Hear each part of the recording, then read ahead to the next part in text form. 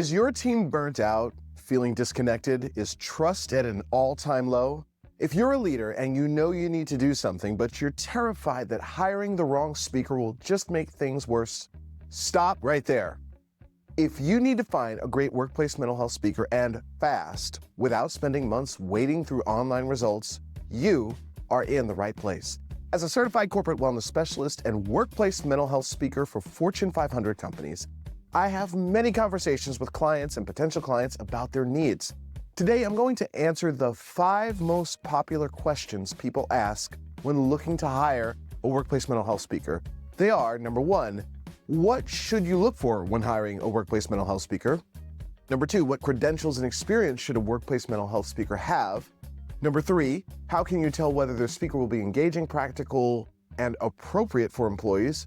4, should the presentation be customized for your organization and audience? And 5, what results should you expect after the keynote or workshop? Whether you end up hiring me or someone else, knowing the answers to these 5 questions will help you avoid a boring, generic, and even potentially damaging presentation. And if you want to learn more about working with me, there's a link in the description to my speaker kit, which you can download. But first, let's talk about the one mistake 90% of companies make right out of the gate.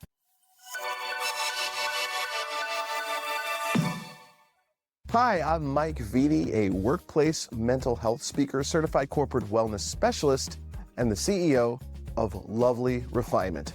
Question 1. All right, first things first, before you even think about hiring a speaker, you have to ask yourself one question. What am I looking for a speaker to accomplish by delivering a presentation to my organization? People often jump the gun here. They start with the fuzzy problem like, our people are stressed, or we need something for Mental Health Awareness Month. That's a symptom, not a specific goal. It's like telling your doctor you just feel off. A good doctor asks questions to find the root cause of what's going on with you, and that's what you need to do for your team. You have to get specific. Are you trying to prevent a crisis by teaching managers how to spot early signs of burnout? Is the goal to build practical skills like stress management techniques? Or are you on a bigger mission to shift your whole company culture towards psychological safety? The speaker who's a rock star at high energy and has a popular motivational talk on resilience is probably the wrong person if your team is already fried and needs sensitive, trauma-informed guidance. Your speaker has to match your specific needs. I had a client come to me wanting a fun, upbeat mental health talk for their annual kickoff. High energy was the ask, but after we talked, I realized their team had just been through a massive, painful reorganization. People were anxious about their jobs, trust was shot, and they were grieving colleagues who'd been laid off. A fun talk wouldn't just miss the mark. It would feel totally tone deaf.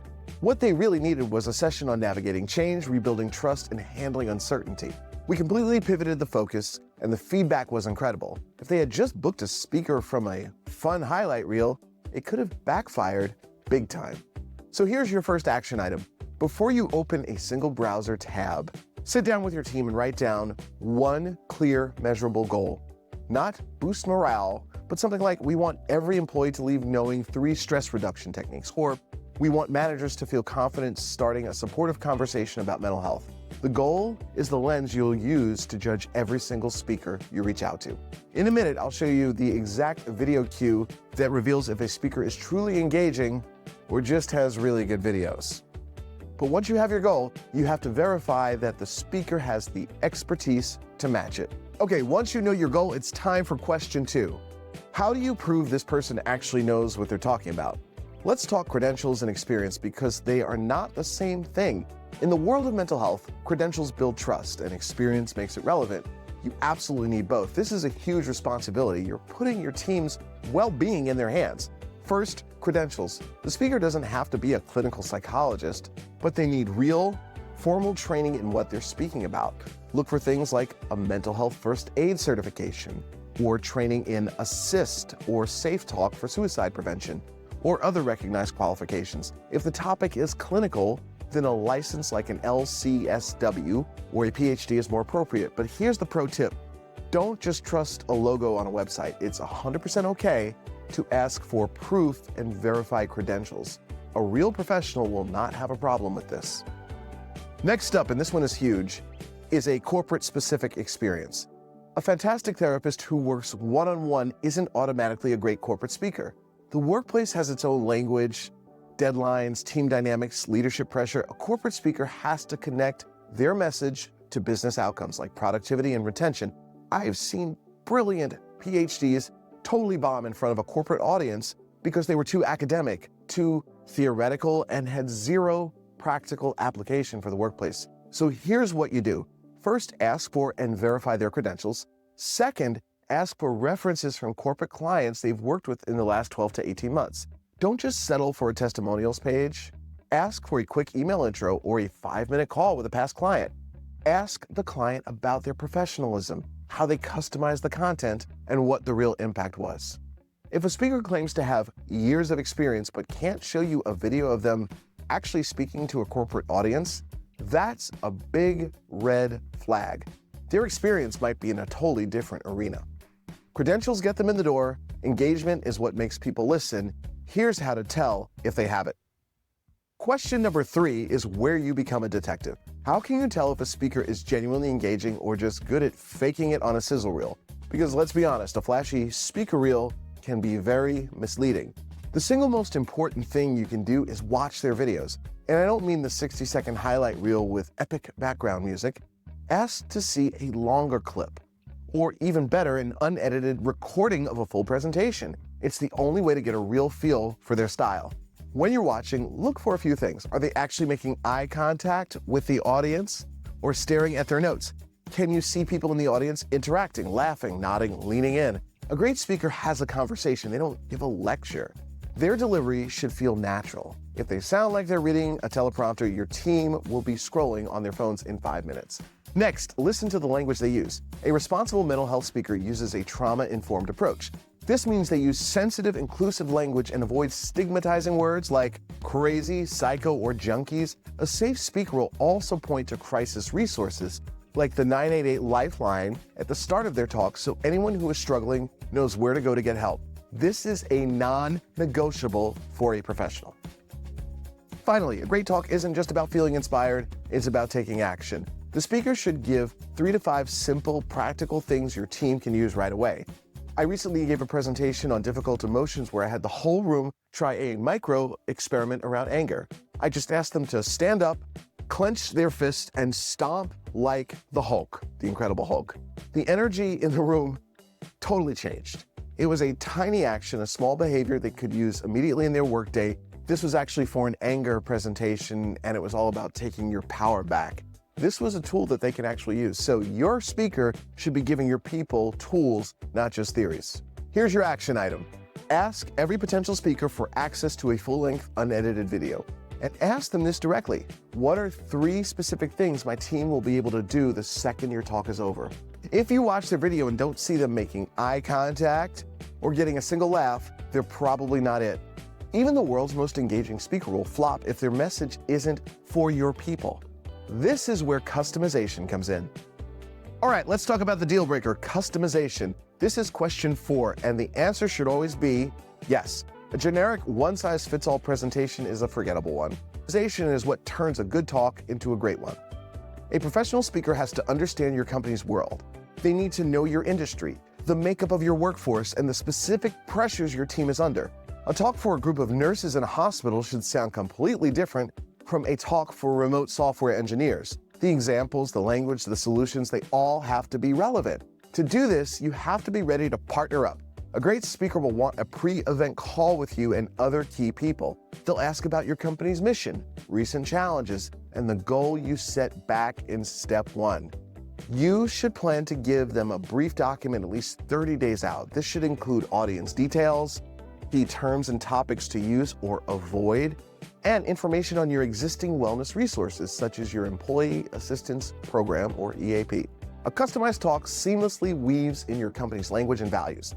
The speaker can mention internal initiatives or connect their points directly to your resources. For example, I always ask for a company's EAP information so I can put it on one of my slides. It builds a bridge from the keynote's inspirational moments to the practical, ongoing support you already offer. Here's a very simple takeaway for this step. If you're on a call with a speaker and they say something like, I have a standard 45-minute talk that I give to everyone, that's your signal to politely end the conversation. A true partner will insist on a call to learn about you. A generic talk is like a one-size-fits-all shirt. It technically works, but it never feels right. Customization is the tailored suit that makes your team feel seen. So you found an amazing, engaging speaker who's got the credentials and will customize their presentation. Now what? What's supposed to happen after they leave? And that brings us to our fifth and final and maybe most important question. What happens after the talk is over? Inspiration fades, but behavior change is the real prize. A great speaking engagement isn't a one-off event. It's the spark that starts a cultural shift. You have to define what success looks like before the event. Are you hoping to see more people use the EAP? A drop in self-reported stress on a follow-up survey? More people showing up to future wellness events? You can't measure what you haven't defined. Here's what you should expect to see. Immediately after, you should see buzz. People should be talking about the ideas, and hopefully they've latched onto at least one new habit they want to try. In the short term, about 2 to 6 weeks later, use a pulse survey to check in. Ask simple questions about their energy, their focus, or if they've tried any of the speaker's techniques. Long term, you want to see these ideas become a part of your culture. Are managers using the language from the talk in one-on-ones? Are teams taking micro resets during long meetings? Be wary of speakers who only promise inspiration. I have a whole pet peeve with this and should make a separate video about it. Inspiration is nice, but it doesn't solve problems. You want a speaker who talks about solutions and measurable change. One of my clients recently tracked their metrics after a series of burnout prevention workshops that we did together. 6 weeks later, they saw a real increase in employees taking their full lunch breaks and a 15% drop in stress-related absences on Friday afternoons. That's a tangible result. Your final action item: before you sign anything, ask the speaker, what measurable outcomes have your past clients seen? A results-focused professional will have case studies or examples ready to go, and plan on sending your own follow-up survey 4 to 6 weeks after the event to track real change. If you follow these 5 steps, you won't just book a speaker, you'll start a transformation. Now, I'd love to hear from you. If you could wave a magic wand and have a speaker accomplish one thing for your team, like reducing burnout, building trust, or teaching a new skill, what would it be? Let me know in the comments below. So to recap, the big 5 questions are: number 1, what should you look for when hiring a workplace mental health speaker? Number 2, what credentials and experience should a workplace mental health speaker have? Number 3, how can you tell whether the speaker will be engaging, practical, and appropriate for employees? Number 4, should the presentation be customized for your organization and audience? And number 5, what results should you expect after the keynote or workshop? You might have questions about my pricing, availability, or how to get my speaker kit that I mentioned earlier. I've put links to all of that in the description below, so go grab it and get all the details on my approach. But before you do, you might be thinking, this is great for my current team. What about the next generation joining our workforce? Many of the students coming out of college are facing unprecedented mental health challenges, and the principles for finding a great speaker for them are a little bit different. That's exactly why I want you to watch my next video. In it, I break down the unique factors you need to consider when hiring a mental health speaker for college students or a university audience. I'll put that video right on the screen. Click it and I'll see you over there. And hey, if this helps you feel more confident about finding your next speaker, hit that like button and subscribe so you don't miss what's next. See you in the next video.